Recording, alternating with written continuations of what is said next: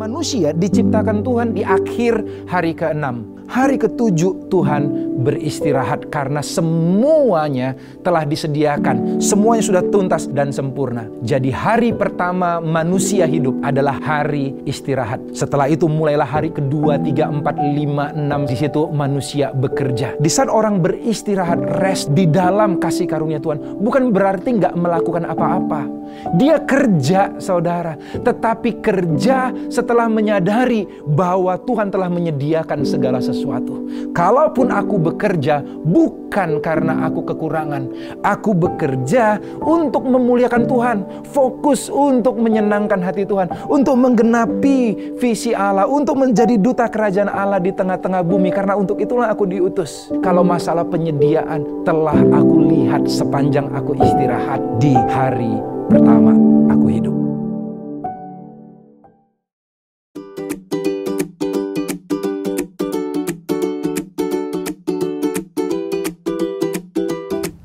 Halo Star Kids. Selamat datang di Star Kids.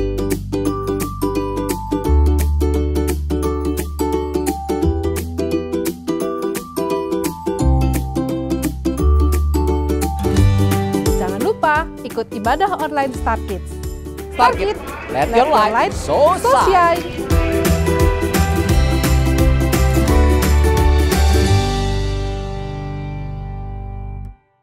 Selamat hari Minggu, Jemaat MBC Jakarta. Senang sekali kita dapat bertemu kembali dalam ibadah online MBC Jakarta hari ini. Harapan kami semua jemaat tetap dalam keadaan yang sehat, tetap patuhi protokol kesehatan dan lakukan vaksinasi sebagai bentuk tanggung jawab kita dan juga dukungan kita terhadap upaya pemerintah dalam menanggulangi pandemi COVID-19 ini. Saya percaya Bapak, Ibu, dan Saudara sekalian telah siap untuk masuk dalam pujian, penyembahan, dan firman Tuhan. Tapi sebelum itu, saya akan menyampaikan beberapa informasi kegiatan gereja kita. Berdoa adalah sarana untuk menyatakan iman kita kepada Allah bahwa Dia akan melakukan apa yang telah dijanjikannya. Untuk itu, tetaplah berdoa. Ada 2 kegiatan doa yang dapat kita ikuti bersama. Ada Morning Chapel yang diadakan setiap hari jam 5 sampai dengan jam 6 pagi melalui Zoom. Dan ada di altar setiap hari Jumat pada jam 8 malam. Dalam doa di altar, kita akan mendengarkan kesaksian dari orang-orang yang mengalami janji Tuhan.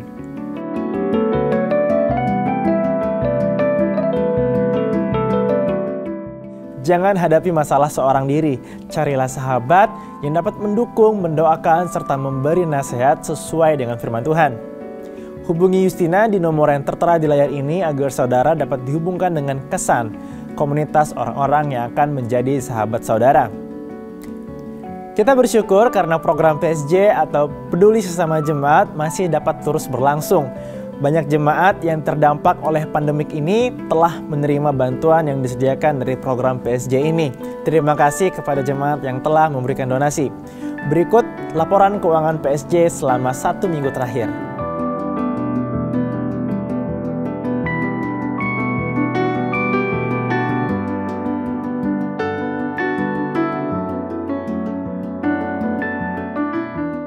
Sebentar lagi kita akan masuk dalam pujian, penyembahan, dan firman Tuhan.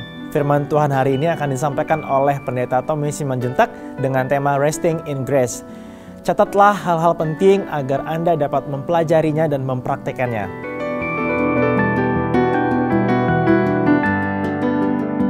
Setelah itu kita akan memberikan persembahan sebagai bagian dari ibadah kita hari ini. Baik persembahan umum, persembahan perpuluhan, atau persembahan misi.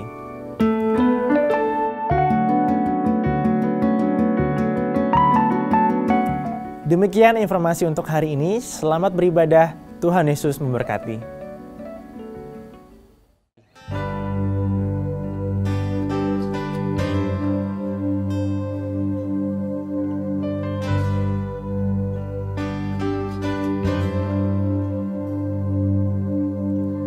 Hanya Kau Tuhan di hidupku. Kau berikan hidup yang baru. Darah-Mu menyucikan, pulihkan hatiku. Ku nyatakan Kaulah segalanya. Engkaulah sumber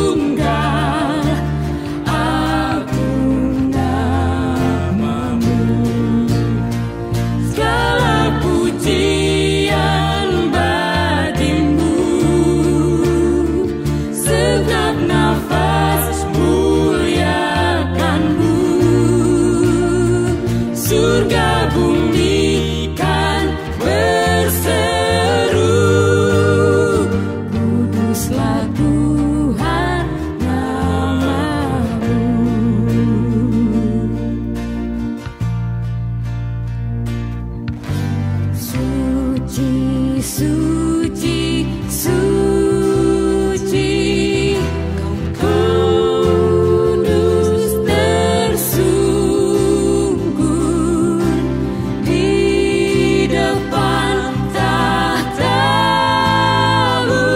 memberi mahkotanya.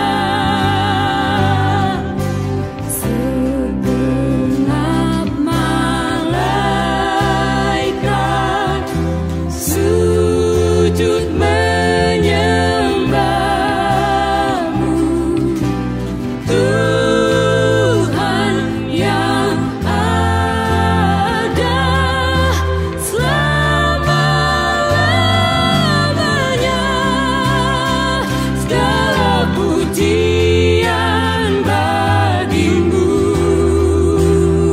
segenap nafas muliakan-Mu. Surga bumi kan berseru, kuduslah Tuhan nama-Mu. Segala pujian bagi-Mu, segenap nafas muliakan-Mu.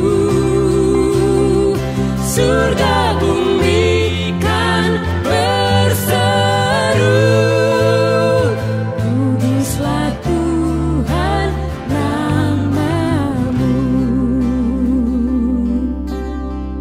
You are holy, holy, holy, holy, merciful and mighty, God in three persons, blessed Trinity.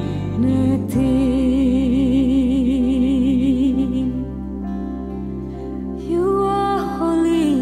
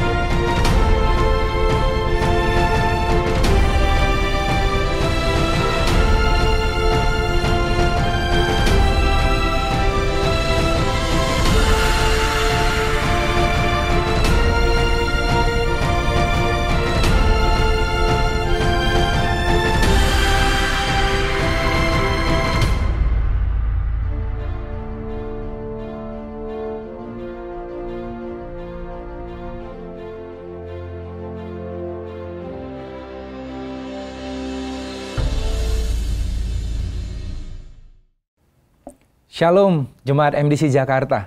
Senang sekali kita bisa kembali beribadah walaupun masih secara online. Kita percaya anugerah Tuhan tetap berlimpah bagi kita. Dan hari ini saya percaya Tuhan ingin mengajarkan kita sesuatu untuk kita memiliki hidup yang berkemenangan, hidup yang bermakna dan menjadi berkat bagi sesama. Nah, hari ini mari kita tundukkan kepala, kita berdoa sebelum kita mendengar firman Tuhan. Bapa yang baik, terima kasih untuk hari ini. Hari ini adalah hari yang baik yang Tuhan telah jadikan. Tuhan, kami mau Tuhan belajar bagaimana rest in your grace. Beristirahat, menjadi tenang di dalam kasih karunia dan kemurahan-Mu. Hari ini Bapa, izinkan hamba-Mu ini menjadi duta kasih karunia-Mu Tuhan, untuk menyampaikan berita baik kasih karunia-Mu dan mengajarkan kepada jemaat-Mu apa yang harus menjadi respon kami terhadap kebaikan dan kemurahan-Mu. Hari ini kami serahkan seluruh pemberitaan firman hari ini dari pertengahan awal hingga akhir ke dalam tangan-Mu. Bawa kami mengerti, beri kami kekuatan untuk melakukan. Di dalam nama Tuhan Yesus Kristus kami ucap syukur. Amin. Nah saudara, kita sepanjang bulan Agustus ini telah membahas tema Grace and Faith, kasih karunia dan iman. Saya menyarankan apabila saudara ada waktu untuk bisa melihat-lihat lagi video khotbah dari minggu-minggu sebelumnya selama bulan ini, karena telah dibawakan dengan begitu bagus, sehingga kita bisa melihat garis besar, gambaran besar apa yang sedang kita bicarakan sepanjang bulan Agustus ini. Dan juga kalau mungkin saudara sudah paham, ini akan memberikan kesegaran yang baru juga. Segala videonya ada di YouTube channel MDC Jakarta. Hari ini saya akan membawakan tema Resting in Grace. Beristirahat atau menjadi tenang di dalam kasih karunia Tuhan. Nah, untuk belajar bagaimana itu resting in grace, saya akan mencoba menjelaskan apa itu yang bukan rest. Lawan kata rest atau tenang atau beristirahat adalah gelisah, saudara. Seringkali kita bisa memahami arti suatu kata dengan mempelajari lawan katanya. Dan itu yang saya ingin coba sampaikan kepada saudara saat ini. Yang pertama, saya akan bicara tentang restless. Apa itu restless? Apa itu gelisah? Yaitu tidak tenang. Tidak tenang, sehingga kita nanti tahu bagaimana bisa tenang di dalam kasih karunia Tuhan. Ada satu kisah yang luar biasa. Pada Perang Dunia yang kedua, saat itu perang utamanya adalah Jepang melawan tentara sekutu, saudara. Tetapi di tahun 1945, waktu Jepang telah ditaklukkan dan dimulailah perdamaian di tengah-tengah dunia, saudara. Di situ ada satu letnan Jepang namanya Hiro Onoda yang ditugaskan di Filipina untuk bergerilya di hutan situ. Di hutan Lubang, di Pulau Lubang, dekat Luzon di Filipina, saudara. Jadi 1945 telah diadakan bahwa dinyatakan bahwa perang telah selesai. Pasukan-pasukan Jepang lewat pesawat-pesawatnya menebarkan selebaran bahwa perang telah selesai. Lalu orang-orang ditarik dari pendudukannya di mana-mana, saudara. Salah satunya di Filipina. Tetapi Letnan Hiro Onoda ini nggak mau menanggapinya, saudara. Wow, dia menganggap perang belum selesai. Begitu ada pengumuman perang, selebaran yang disebarkan, dia menganggap, oh itu propaganda musuh, itu trik. Dia waktu ada regu pencari yang mencoba mencari dia lari ke dalam hutan dan gak mau ditemui. Tiap hari, saudara, dia makan kelapa dan pisang dari hutan-hutan tersebut sambil bersembunyi. Sekali-sekali dia pergi ke perumahan penduduk, mencuri ternak penduduk setempat. Dia hidup begitu primitif. Sampai kapan? Sampai 29 tahun setelah perang selesai. Jadi tahun 1974, saudara, akhirnya keberadaan dia diketahui lagi oleh pemerintah Jepang. Dikirimlah atasannya yang tadi memerintahkan supaya dia tetap bertahan di situ, saudara. Jangan sampai menyerah, saudara. Atasannya dikirim untuk memanggil dia pulang ke Jepang. Akhirnya dia menyerahkan samurainya, tetapi dia nggak bisa terima bahwa kehidupan Jepang udah begitu modern, udah begitu nyaman. Akhirnya dia memutuskan untuk pindah ke Brazil, memulai hidup sederhana, bercocok tanam di sana, saudara, dan beternak, saudara. Karena nggak terima bahwa ada perubahan dunia yang terjadi yang lebih baik, saudara. Saudara bisa lihat, bayangkan menderitanya Hiro yang berperang 29 tahun, padahal sebenarnya masa damai telah tiba. Dia bahkan tercatat membunuh 30 orang Filipina, saudara, di tengah-tengah gerilyanya selama 29 tahun, di tengah-tengah ketidaktahuannya terhadap kabar baik bahwa perang telah berakhir. Saya mau katakan, banyak orang Kristen juga seperti itu. Perang antara umat berdosa dengan Tuhan telah berakhir, saudara. 2 Korintus 5 ayat 18-19 berkata seperti berikut. Dan semuanya ini dari Allah yang dengan perantaraan Kristus telah mendamaikan.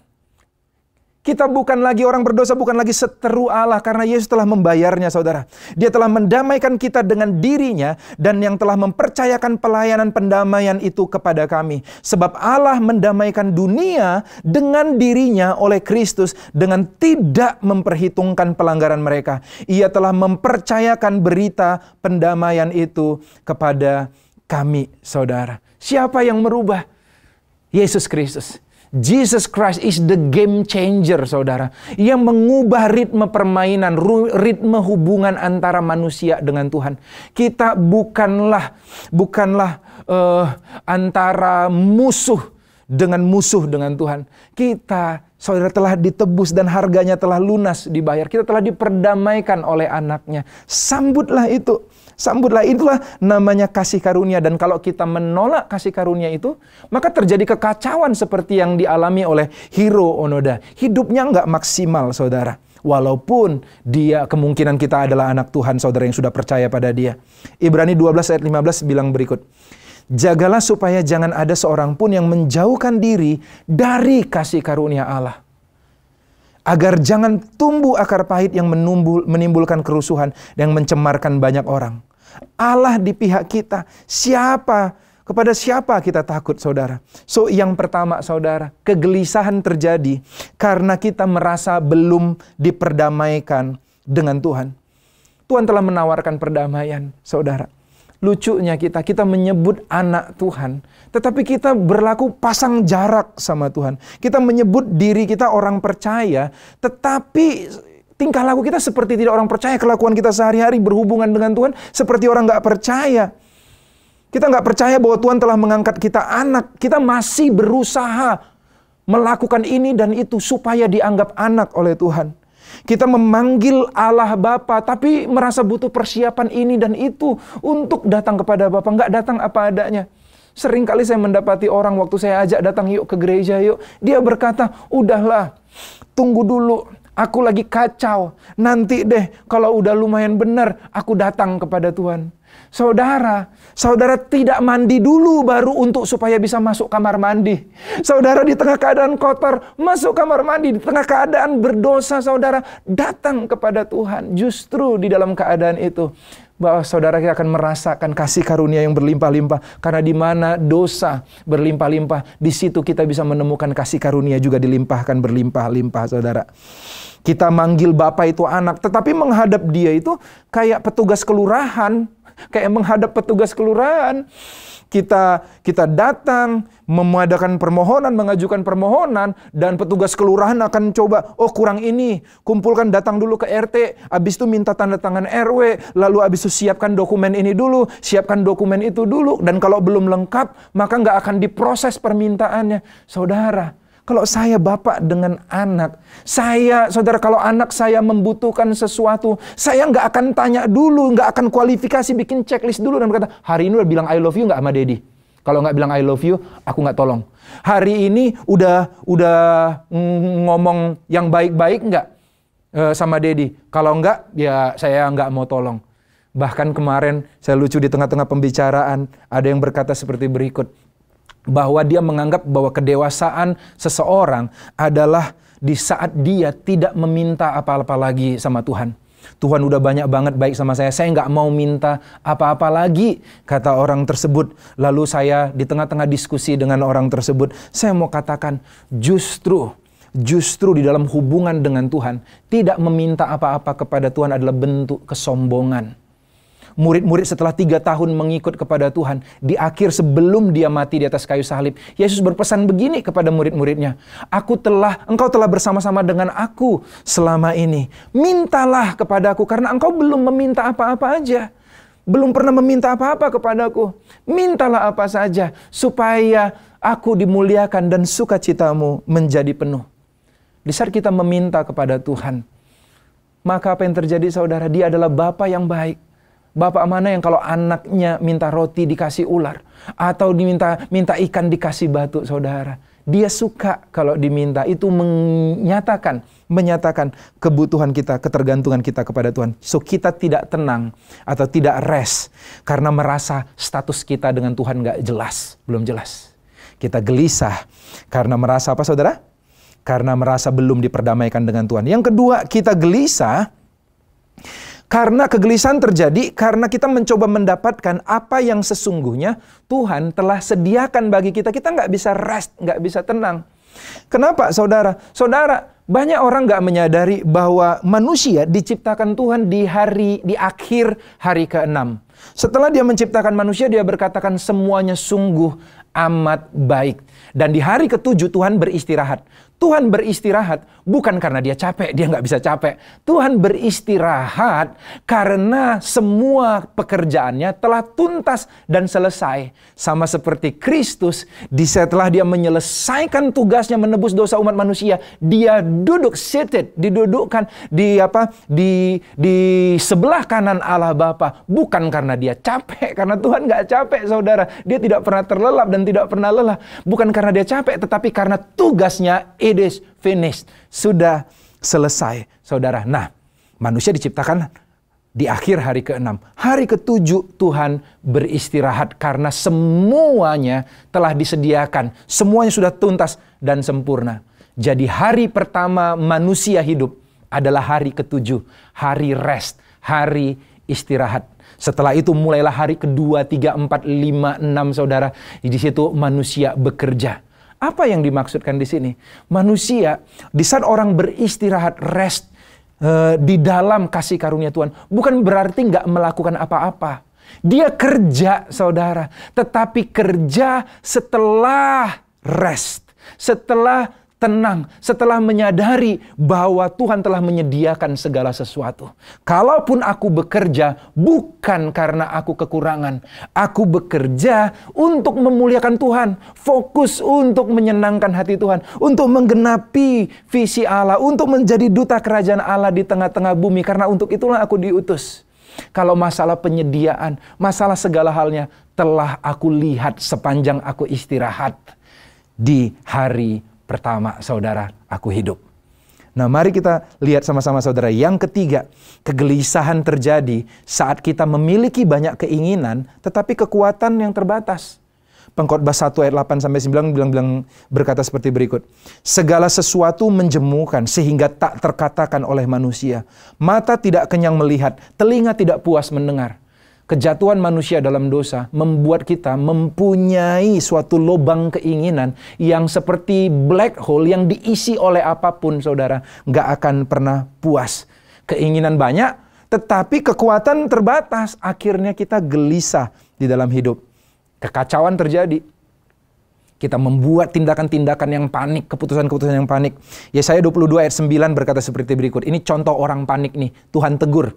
Yaitu orang Israel saat itu dalam keadaan panik. Ayat 9, kamu melihat bahwa memang sudah banyak sekali retak-retak tembok kota Daud. Dan kamu mengumpulkan air kolam bawah.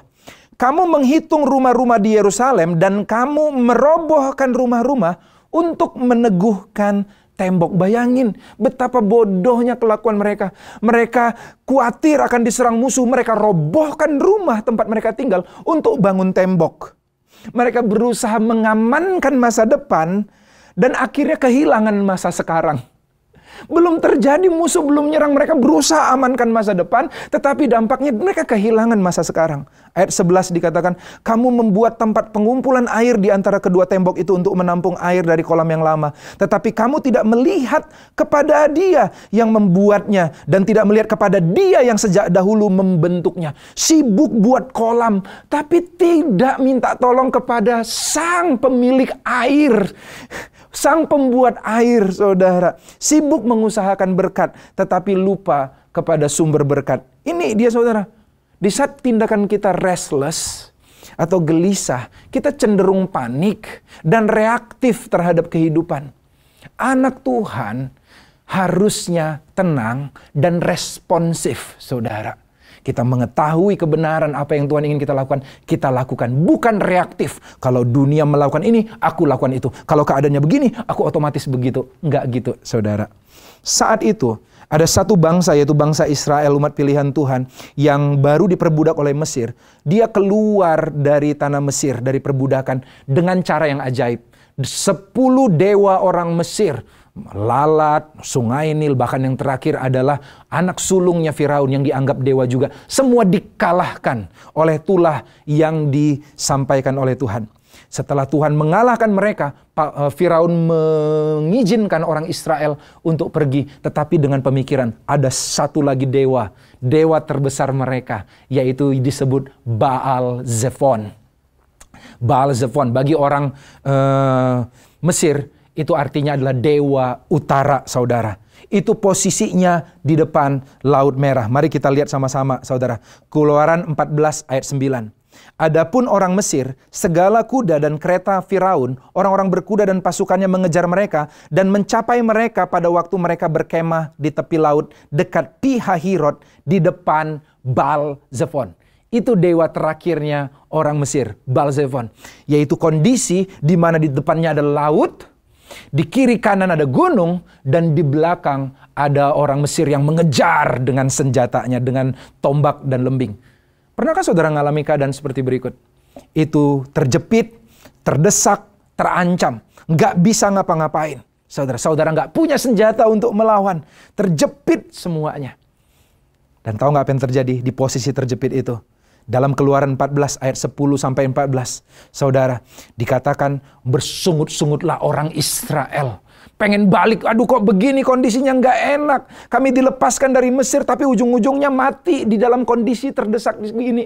Kami memang sudah diselamatkan, nggak jadi budak lagi, tetapi akhirnya mati dalam kondisi yang seperti berikut. Tetapi di ayat 13, Keluaran 14 ayat 13, terjadi seperti berikut. Tetapi berkatalah Musa kepada bangsa itu, janganlah takut.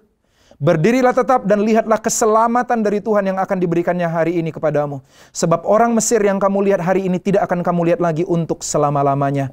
Tuhan akan berperang untuk kamu dan kamu akan diam saja. Itu rest. Suatu kondisi. Saudara tentu sering dengar orang berkata, do your best and God will do the rest. Lakukan yang terbaik, sisanya Tuhan yang ngerjain.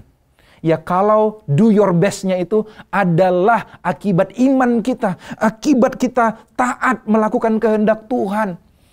Itu oke. Tetapi seringkali kalimat itu do your best and God will do the rest. Itu akibat kegelisahan kita nggak rest. Kita berusaha sana sini cari alternatif. Tuhan belum tolong, masih ada yang dimintain utang. Oh nggak ada dokter, masih ada dukun dan yang lain sebagainya. Kita cari alternatif lain. Begitu udah mentok lalu katakan God will do the rest. Seringkali kita kayak gitu.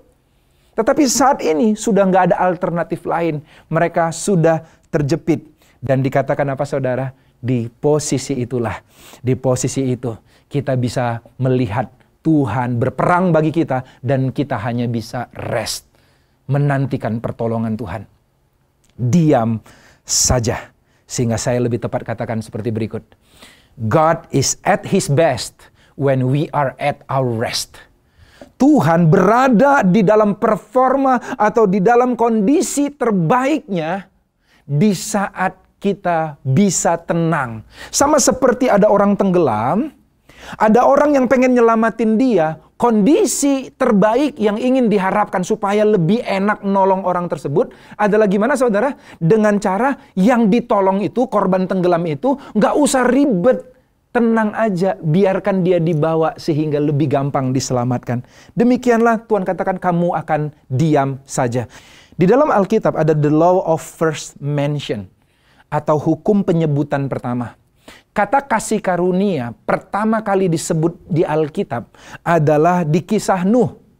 Jadi kalau kita mau tahu arti original dari suatu kata, maka kita lihat pertama kali digunakan di Alkitab apa, itu yang biasanya paling benar. Itu namanya the law of first mention. Nah, kalimat kasih karunia atau favor itu ditemukan di kitab Nuh, saudara.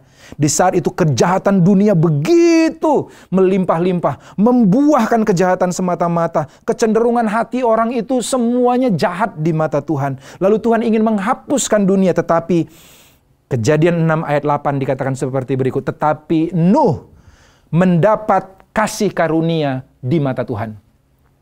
Nuh mendapat kasih karunia. Ini pertama kali kata kasih karunia. Dan tahukah saudara bahwa perjanjian lama adalah bayang-bayang saudara. Itu banyak figuratif saudara. Tahukah saudara apa arti kata Nuh? Arti Nuh adalah rest. Jadi siapakah yang akan mendapat kasih karunia? Orang yang bisa rest. Tenang. Nggak mengusahakan dengan kekuatannya, tetapi berserah penuh percaya kepada Tuhan. Itu yang terjadi. Karena Nuh mendapatkan kasih karunia, dia diluputkan dari penghukuman dan akhirnya dia diselamatkan, saudara. Yang kedua, kasih karunia ditemukan waktu kisah Yusuf. Yusuf mendapat kasih karunia sehingga dia berhasil dalam apapun yang pekerjaannya. Kasih karunia Tuhan memberi keberhasilan dan perkenanan di mata manusia. Kemanapun dia pergi, jadi budak disayangi oleh tuannya. Jadi orang narapidana menjadi kesayangan bagi kepala penjara, saudara. So itu dia mendapatkan keberhasilan dan perkenanan. Kemudian kata favor atau perkenanan atau kasih karunia ditemukan lagi di Maria, saudara. Satu malaikat bertemu Maria dan dikatakan, salam hai engkau yang dikaruniai, Tuhan menyertai engkau. Ternyata kasih karunia membuat kita dilayakkan. Dapat kasih karunia itu dilayakkan untuk melayani dan menghadirkan keselamatan bagi banyak orang. Yang keempat, Yesus mendapatkan kata kasih karunia. Lukas 2 ayat 52, Yesus bertambah besar tambah hikmatnya, makin dikasihi oleh Allah. Found favor, saudara. So kasih karunia membuat kita berkenan di hadapan Tuhan. Wow, sehingga hidup kita maksimal sama seperti Yesus, saudara. Nah ini dia, saudara. Kasih karunia membuat kita mendapatkan hal yang baik yang seharusnya tidak bisa kita dapatkan. Dan kasih karunia membuat kita tidak mendapatkan hal yang buruk yang seharusnya kita dapatkan. Ini namanya mercy and grace, saudara. Di saat kita menyadari ini, kita masuk dalam pertobatan. Sekarang pertanyaannya, bagaimanakah cara saya menemukan istirahat saya dalam kasih karunia? Matius 11 ayat 28 sampai 30 berkata seperti berikut. Marilah kepadaku semua yang letih, lesu dan berbeban berat. Aku akan memberikan kelegaan kepadamu. Pikullah kuk yang kupasang dan belajarlah kepadaku karena aku lemah lembut dan rendah hati dan jiwamu akan mendapat ketenangan sebab kuk yang kupasang itu enak dan bebanku pun ringan. Saat itu Yesus mengundang orang-orang yang begitu lelah berjuang untuk keselamatannya dan kebaikannya sendiri. Karena saat itu Yesus lagi khotbah sama orang-orang Farisi. Dan Yesus berkata, marilah, aku tahu engkau lelah, mencoba mendapatkan perkenanan Tuhan, mencoba menjadikan diri layak bagi Tuhan. Lelah untuk menjalani kehidupan sehari-hari, cukup atau enggak ya, disediakan atau enggak ya. Marilah kepadaku semua yang letih lesu dan berbeban berat. Aku tahu engkau berbeban berat oleh karena hukum Taurat atau tuntutan-tuntutan pelayanan yang diberikan kepadamu. Aku akan memberi kelegaan kepadamu, dikatakan di ayat 28. Kelegaan artinya, bahasa Inggrisnya adalah rest. Aku akan memberikan istirahat kepadamu. Apa yang perlu kita lakukan? Tuhan katakan, marilah kepadaku. Datang kepada Tuhan. Apapun kondisimu, apapun keadaanmu. Di tengah-tengah kau mencari, mengisi kekosongan hatimu, kau gak akan temukan sebelum kau datang kepada Kristus. Dialah mutiara yang kita cari-cari selama ini. Yang kalau kita menemukannya, jiwa kita bisa istirahat, gak usah cari-cari yang lain lagi. Tetapi berbalik dua arah juga. Bagi Yesus, kitalah mutiara yang dia cari, yang dia berusaha perjuangkan selama ini. Setelah dia mendapatkan hati kita, dia bisa tenang. Dia mati di atas kayu salib memenangkan hati kita. Dia bisa duduk tenang, rest di sebelah kanan Allah Bapa. Mari datang kepada Tuhan. Yang perlu kita lakukan yang kedua, pikullah kuk yang kupasang, kata Tuhan. Loh, disuruh istirahat kok ini malah mikul. Jangan langsung cepat-cepat begitu, saudara. Pikul kuk yang kupasang. Apakah kuk yang dipasang Tuhan? Yohanes 6 ayat 29 dikatakan seperti berikut. Pekerjaan atau kuk atau beban yang dikehendaki Allah untuk kita lakukan adalah apa, saudara? Yaitu hendaklah kamu percaya kepada Dia yang telah diutus Allah. Gampang dong percaya doang. Percaya adalah hal yang paling susah untuk kita lakukan. Gak gampang untuk percaya, saudara.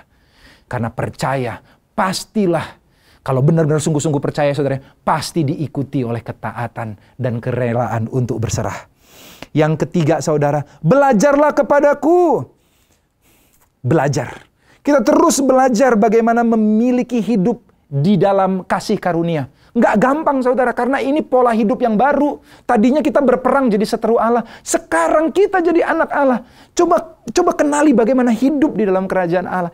Belajari, hidup itu ada musim-musimnya. Di dalam terjemahan The Message Bible dikatakan seperti berikut. Belajarlah kepadaku, bahasa The Message-nya dikatakan seperti berikut. Learn the unforced rhythms of grace. Belajarlah ritme kasih karunia yang tidak dipaksakan, bukan karena ngotot. Ikuti aja, tinggal aja dalam kasih karunia. Kasih karunia itu hubungan dengan Tuhan akan membawa kita di dalam satu keputusan kepada keputusan yang lain. Dan yang keempat, saudara, dan katakan, temukanlah. Karena aku lemah lembut dan rendah hati, dan jiwamu akan mendapatkan ketenangan. Find rest. Dalam bahasa Inggrisnya, find itu menemukan ketenangan. Sebab kuk yang kupasang itu enak dan bebanku ringan. Temukanlah kasih karunia. Seringkali kita nggak bisa masuk ke tempat yang tenang, istirahat atau sabat. Sederhana, saudara. Kenapa? Karena kita hidup tidak efektif di hari-hari sebelumnya. Sehingga kita menganggap bahwa lebih baik kerja 7 hari kerja 7 hari, tentu lebih beruntung daripada kerja 6 hari. Belum tentu. Kalau kita kerjakan apa yang menjadi petunjuk Tuhan dalam tuntunan Roh Kudus, dalam ketenangan, keyakinan bahwa Tuhan mencukupkan, saudara, Tuhan pasti menyediakan hari-hari di mana kita beristirahat untuk memulihkan kekuatan kita. Lalu dari istirahat itu kita bisa berjuang selanjutnya, saudara. Bukan hanya untuk mendapat kebutuhan sehari-hari, tetapi untuk hidup memuliakan Tuhan, menyatakan kebesaran Tuhan kepada dunia. Grace has found me just as I am, saudara. So, saudara, mari kita ikuti. Jangan gelisah lagi. Seringkali kita tutupi kegelisahan kita dengan embel-embel rohani, dengan kalimat-kalimat rohani. Saya akan tutup dengan cerita berikut, saudara. Pengalaman saya saat itu, saudara, saya berada di sekolah misi YWAM Perth, saudara. Dan saat itu saya setelah tiba di dalam satu momen di mana saya akan masuk outreach, penjangkauan, praktekin pelajaran misi yang telah saya dapatkan selama 3 bulan di sana, saudara. Dan tahu nggak, saudara, saya berdoa, minta tanya sama Tuhan, Tuhan kemana saya harus pergi? Dan Tuhan menuntun saya untuk memilih pergi ke Afrika. Di 3 negara, Mauritius, Seychelles, sama Reunion. Di sana, di kepulauan Afrika dekat Madagaskar, saudara. Lalu saya tanya biayanya berapa, karena kami harus self-provide, kami harus sediakan sendiri. Itu biayanya sekitar $5.900. Saya berdoalah, saya udah nggak kerja dan nggak punya duit sudah habis saat itu. Saya udah nggak biasa lagi minta pada orang tua, nggak bisa lihat kiri kanan, nggak bisa kerja di sana karena nggak punya visa kerja. Maka saya cuma bisa memandang ke atas. Dan saya berjuang untuk mendapatkan $5.900 itu dengan tujuan ingin menyenangkan Tuhan. Dan tahu nggak, saudara, demi untuk mendapatkan $5.900 itu, karena saya udah terpojok, saya cuma bisa doa dan puasa. Saya doa puasa 3 hari nggak makan. Setelah nggak makan 3 hari, saya mencoba berbuka. Baru mulai buka, saya diingatin Roh Kudus, merasa nggak pantas kayaknya. Saya nggak tahu itu Roh Kudus atau hati saya doang ya, saudara ya. Tetapi ngerasa nggak pantas untuk makan. Kalau belum dapat, saya harus tunjukkan kepada Tuhan, saya sungguh-sungguh membutuhkan duit ini. Dan kalau Tuhan termotivasi atau tergerak, Dia akan berkati saya. Saya masih punya pikiran seperti itu, saudara. Lalu apa yang terjadi? Saya tambah puasa 3 hari, 6 hari. Lalu kepala sekolah kami berkata, yuk, untuk raising fund, untuk mendapatkan ini, kita akan email semua kenalan-kenalan kita, kolega kita. Katakan kita akan mengadakan walkathon, jalan 12 kilo di perbukitan di Perth, sambil mengutin sampah, sebagai aksi kita, sebagai tindakan iman kita bahwa Tuhan akan mengirim kita memberitakan Injil Kristus di Afrika. Kita sebarkan walkathon itu dengan harapan orang-orang yang kita email mau berpartisipasi, menyumbang. Saya kirimlah email. Dasar orang Indonesia, kagak ada yang ngerti, saudara, apa itu walkathon. Kagak ada yang nyumbang, kagak ada yang balas bahkan, saudara. Lalu karena nggak ada yang ngebalas, saya bilang sama pemimpin sekolah, karena nggak ada, ya udah saya nggak usah ikut jalan 12 kilo dong. Lagi puasa 6 hari ini pasti capek banget. Tetapi saat itu Roh Kudus mengingatkan lagi, aku menyediakan 1 supporter atau sponsor buat kamu. Siapa itu, Tuhan? Saya berharap Tuhan menyebutkan nama seorang konglomerat atau 2 orang konglomerat yang saya kenal. Ternyata Tuhan berkata seperti berikut, aku yang akan jadi sponsor. Ya Tuhan, duitnya kagak $. Tetapi karena saya nggak enakan sama Tuhan, ya udah deh, saya tetap jalan 12 kilo di tengah-tengah puasa 6 hari. Balik lagi ke asrama, ke base camp, saudara. Ternyata saya pegel banget. Karena nggak ada hiburan lain, nggak punya duit, nggak bisa pijet, saudara. Lalu saya cuma ngabisin air shower, air panas, air hangat di kamar mandi, saudara. Dan orang Batak ketemu shower, langsung nyanyi lah saya, saudara. Langsung nyanyi lagu Hillsong. I sing to you, Lord, a hymn of love for your faithfulness to me. Saya nyanyi itu berulang. Dan saat itu,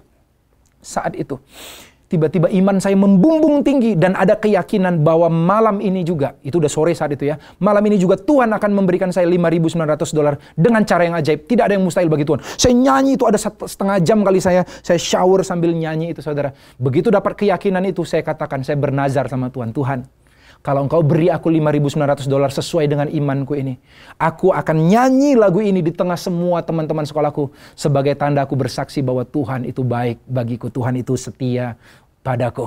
Saat itu saya susah bahasa Inggrisnya, jadi kalau saya bersaksi itu susah bagi saya. Tetapi saya mau lakukan kalau Tuhan kasih $5.900 itu. Saya masuk ke kamar, ganti pakaian sambil nunggu-nunggu desa saya saudara. Saya nunggu. Gimana caranya ya, malam ini udah malam nih, segera berakhir. Gimana caranya Tuhan kasih $5.900? Adakah orang tiba-tiba masukin di tong sampah saya temuin, atau tiba-tiba masukin ke loker saya, atau tiba-tiba taruh di tempat tidur saya nggak tahu gimana caranya. Atau burung gagak bawa gepok $100, gimana caranya saya nggak tahu. Akhirnya saya putuskan untuk duduk di lobi, di mana di situ ada internet yang bisa dipakai. Saya coba buka situs sambil menunggu. Karena yakin banget Tuhan akan kasih $5.900 itu. Karena Tuhan setia. Karena saya juga beriman. Dan saya telah puasa. Dan tahu nggak apa yang terjadi saudara? Wah, selama menunggu itu saya buka situs. Yang membuat saya gampang terharu, menangis. Merenungkan kasih dan nasib saudara. Apa itu situs itu saudara? Saudara bisa buka, namanya www.klikbca.com saudara. Setiap kali lihat saldo saya nangis, setiap kali saya lihat pemasukan saya bisa terharu di situ saudara. Sambil ngeliat, karena saya membayangkan, saya mengharap kalau seandainya $5.900 benar dikirim, itu tiba-tiba ada notification di dalam account saya, dalam rekening saya, bahwa $5.900 muncul. Saya refresh, masukin akun password, sampai 30 menit tiba-tiba Roh Kudus ngomong gini di hati saya. Di tengah-tengah saya menantikan dan berkata, kalau memang benar, saya akan nyanyikan lagu ini Tuhan. Aku akan lakukan nazarku, aku nggak akan bohong. Tiba-tiba di tengah saya menantikan itu, Roh Kudus bicara dengan jelas di hati saya. Tommy anakku, apabila aku malam ini tidak memberikan kepadamu $5.900 yang kau minta, apakah aku tidak pantas menerima lagu yang kau janjikan itu? Saat itu saya tertunduk. Saya matiin komputer itu, air mata mengalir. Saya masuk ke kamar, saya benamkan kepala saya ke bantal dan nangis sejadi-jadinya. Betapa saya hitung-hitungan banget sama Tuhan. Saya bilang, Tuhan, Engkau gak perlu kasih $5.900 itu. Engkau udah baik, Engkau udah mati buat aku. Engkau udah bawa aku, udah ada pengalaman-pengalaman yang luar biasa. Tuhan, gak perlu lagi Tuhan. Ampuni aku hitung-hitungan sama Tuhan. Aku bertobat hari itu. Dari hati yang gelisah, coba sana, coba sini. Hanya untuk memanipulasi Tuhan supaya Tuhan berkati aku. Malam itu, saya gak dapat $5.900 yang saya imani itu. Tapi toh malam itu, saya katakan kepada sekolah saya mau bersaksi dan saya menyanyikan lagu itu di hadapan mereka. Walaupun malam itu nggak dapat, beberapa hari kemudian, tiba-tiba uang itu ada dalam rekening saya. Cukup untuk saya pergi ke Afrika, bahkan lebih, saudara. Tetapi saya tidak bersyukur dan tunduk hanya karena duit $5.900 itu. Saya bersyukur, bersujud di hadapan Tuhan, karena kasih setianya yang tidak pernah berakhir. Dia telah menyediakan segala yang baik, kasih karunia waktu dia mati di atas kayu salib bagi saya orang berdosa ini. Saya cukup rest, percaya, mengangkat tangan, bersyukur, dan menikmati kebaikannya. Apakah saudara gelisah hari-hari ini? Saya mau katakan, mari beristirahat di dalam kasih karunia-Nya yang menyelamatkan, yang mencukupkan, yang menyembuhkan, yang memulihkan. Mari kita berdoa, Tuhan Yesus, hamba-Mu selesai menyampaikan firman. Tapi biar firman ini mengajar kami, menginspirasi kami, meneguhkan kami. Di masa-masa sulit kami terus percaya bahwa segala yang baik telah Engkau siapkan lewat karya-Mu di atas kayu salib. Kami bukan lagi seteru Allah, kami adalah anak-anak Allah. Kami dicukupkan, disediakan, dilimpahkan. Tujuan kami ada di bumi senantiasa untuk menikmati kebaikan Tuhan dan menyatakan kebesaran dan kemuliaan Tuhan di tengah-tengah dunia. Di dalam nama Yesus Kristus kami berdoa mengucap syukur. Amin. Terima kasih untuk kesetiaan saudara mengikuti ibadah MDC Jakarta sampai selesai. Dan sebelum saya menutup dalam doa berkat, kita akan memberikan persembahan sebagai ungkapan syukur kepada Tuhan, sumber segala berkat. Baik persembahan umum, persembahan perpuluhan, dan persembahan misi melalui nomor rekening atau QR Code yang tertera di layar saudara. Dan marilah kita berdoa untuk persembahan, berdoa untuk jemaat, berdoa untuk bangsa dan negara kita. Dan mari kita berdoa. Segala puji syukur hanya bagi-Mu Tuhan, buat kasih dan anugerah-Mu. Kami rindu memberikan persembahan kami sebagai ungkapan syukur kami atas segala kebaikan Tuhan bagi kami. Kiranya Tuhan memberkati setiap mereka yang memberikan persembahan, yang berusaha, Tuhan berikan keuntungan. Yang mereka berdagang atau mereka melakukan usaha-usaha apapun, Tuhan berikan terobosan baru. Kami mengucap syukur Tuhan buat segala berkat, buat setiap yang Tuhan berikan, buat setiap jemaat kami. Dan Tuhan kami berdoa buat setiap jemaat yang dalam keadaan apapun mereka. Yang sakit Tuhan berikan kesembuhan, yang lemah Tuhan berikan kekuatan, yang sedang dalam mengalami pergumulan kehidupan, Tuhan berikan jalan keluar yang terbaik. Dan Tuhan kami berdoa juga buat bangsa dan negara ini, buat pemimpin bangsa kami, Presiden Jokowi, dan Wakil Presiden Pak Ma'ruf Amin. Biarlah Tuhan memberkati mereka, mempersatukan mereka Tuhan, biar mereka sehati, sejalan dengan seluruh jajaran kementerian, dengan berbagai lembaga tinggi negara. Tuhan memberkati. Biar bangsa ini, biar lebih maju lagi ke arah yang lebih baik. Tuhan, kami berdoa buat setiap jemaat Tuhan. Mari jemaat Tuhan yang kekasih, angkatlah kedua tanganmu dan terimalah berkat Tuhan. Diberkatilah pekerjaanmu, diberkatilah segala usahamu, diberkatilah keluar masukmu, dan berkat Tuhan melimpah dalam perjalanan kehidupanmu di hari-hari mendatang. Kiranya berkat, kasih dan anugerah dari Allah Bapa kami yang di sorga, cinta kasih dari Tuhan kita Yesus Kristus, di dalam persekutuan yang erat dengan Roh Kudus, menyertai saudara-saudara sampai selama-lamanya. Amin.